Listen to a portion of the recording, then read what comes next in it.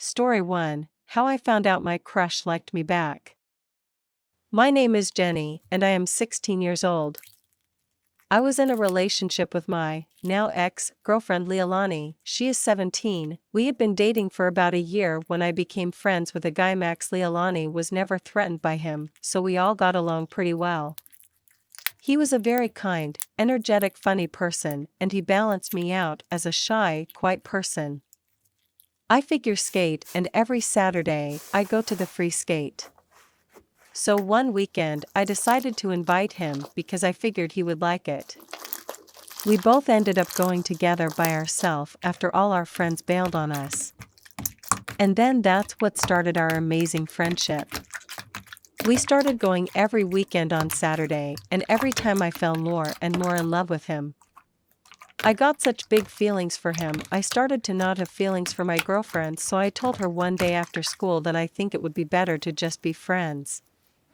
We was really pissed, but I didn't let it bother me. So for a whole month after we broke up, we kept going, and one day, I decided to confess. So I was planning on telling him after school in person, but he wasn't there, so I told him through Instagram DMs.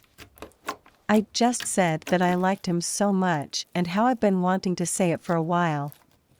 And about 3 hours later, he texts back saying he's been in love with B before we mar, and that I was very pretty.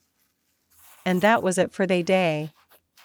We both just knew we liked each other, but didn't do anything about it until about a few days later when he asked me out.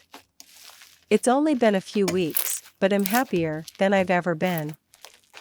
Story 2: Importance of Exercise.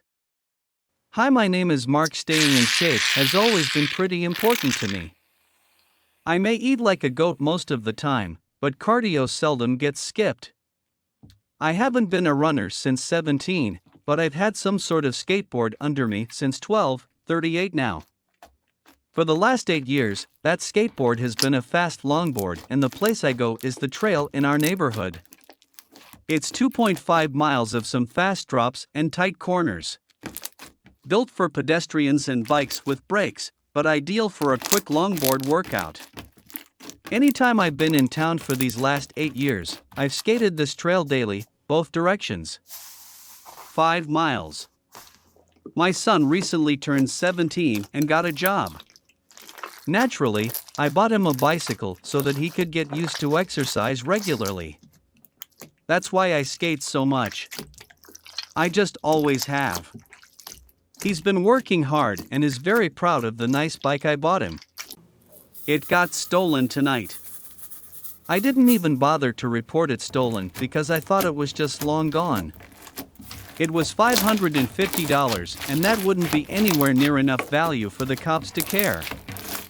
I told my son when I picked him up that I was sorry he had to see the terrible sight of people, and I'd do what I could when I could.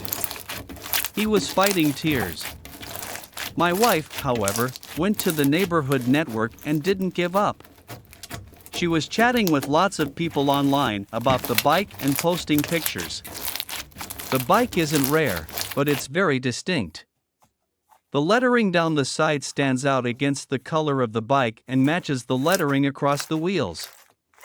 There isn't another one in our town. Guaranteed. I'm in the bathroom, washing my hands, and I'm shocked to hear my wife say, "He's on the trail," at the top of her lungs across the house. On my home field. I know every inch of that concrete trail. I flew out of the room and got dressed as I went, telling myself where all of my stuff was on the way. My wife was yelling directions of where he was in relation to us. He was on the only route that takes him directly to me in a tricky section of the trail. I grab a flashlight and my longboard and tell my son to grab his sister's bike on the way out. We get down the trail a half mile or so and he's coming right for us. I speed up and aim right for him. He got speared off of the bike. Hard. Really hard. I'm kind of sore from it. He yelled and groaned. I yelled back and backed him down. He tried to pull a gun on me, but shot it off in his pocket. The sound makes me think it was either a .22 or a starter pistol. It never made it out of his pocket though. I stood my ground and he backed down after thinking it over. My son said he heard him groaning as he got away. He may have shot himself. The cops didn't care. I don't think they even filed a report. I won today though. I needed it. I was terrified at one point, but confident. My son even asked me what to do about the guy.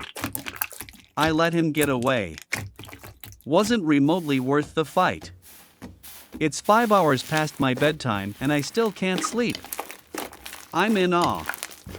Can't believe this happened.